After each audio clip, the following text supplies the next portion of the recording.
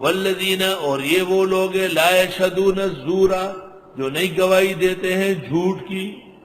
جھوٹی گواہیوں سے بھی بچے، جھوٹی باتوں سے بھی پرہیز کرے، کیونکہ اللہ کے نیک بندوں کے تذکرے ہیں. وَإِذَا مَرُّوا بِاللَّغْوِ، اور جب گزرتے ہیں بیہودہ کاموں سے، مروا کراما، گزرتے ہیں عزت سے.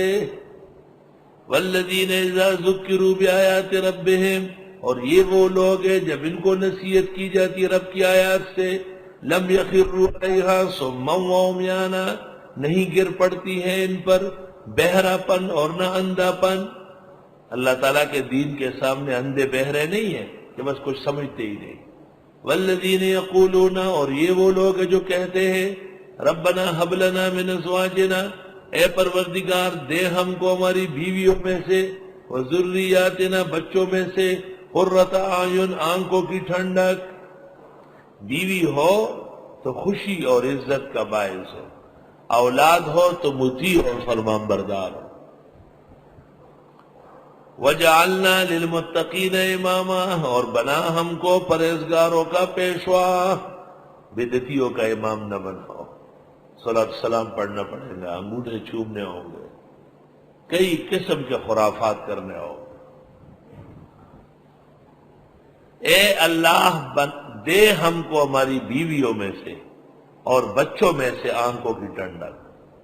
نقطہ امام راضی نے لکھا ہے، سمجھ لو. امام راضی کہتے ہیں اگر بیوی تابعدار ہو تو اولاد تابعدار ہوگی، اگر بیوی کمسل ہو، سرکش ہو، بدچلن ہو، اولاد کبھی بھی نیک نہیں ہوگی. وہ ماں کی باتیں سن کر آپ سے برتاؤ کرے.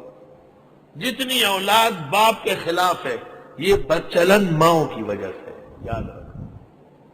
مائیں ان کے کان میں ڈالتی ہے کہ یہ تمہارا باپ اچھا آدمی نہیں ہے، یہ بڑا ظالم ہے، اس نے میری زندگی اجیرن کی، اس نے عمر بھر مجھے ستایا. تو بچے کچھ بھی ہو، بلی کا بچہ کیوں نہ ہو، اپنی ماں پر قربان ہے.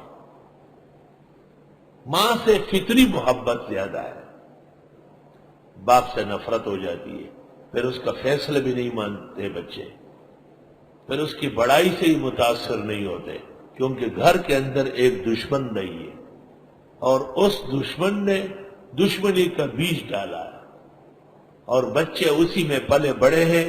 وہ تناور درخت بن کر کے اب باپ کے خلاف مہم چلا رہا ہے. یہ ہے احسن تفسیر.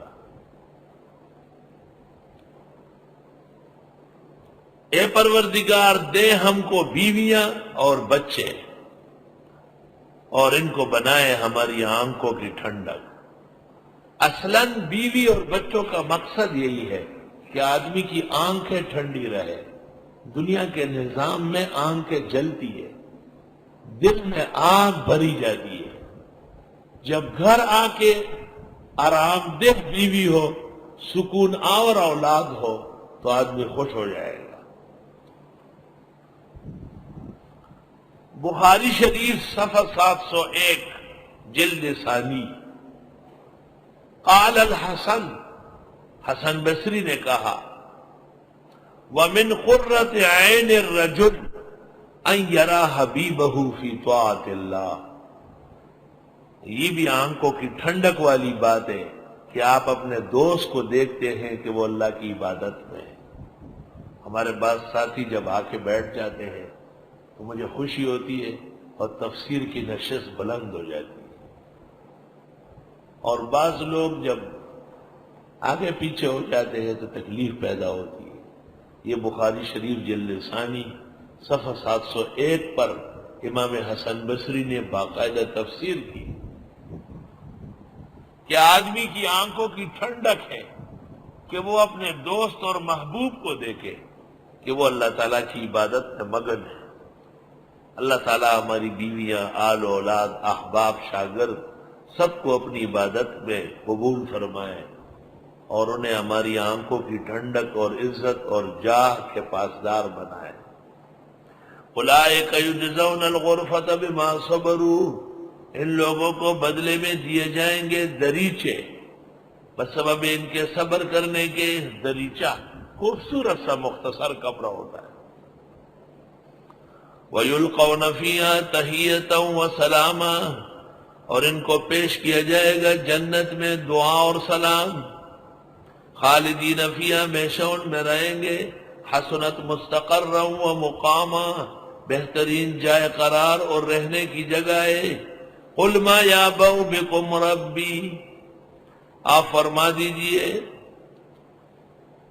ما یعبأ بکم ربی، کوئی پرواہ نہیں ہے تمہاری میرے رب کو، لولا دعاؤکم، مگر تم اس سے نہ مانگتے.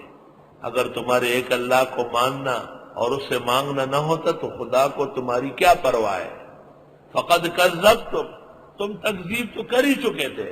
فسوف یکون لزاما، پس ان قریب عذاب چمٹ جاتا.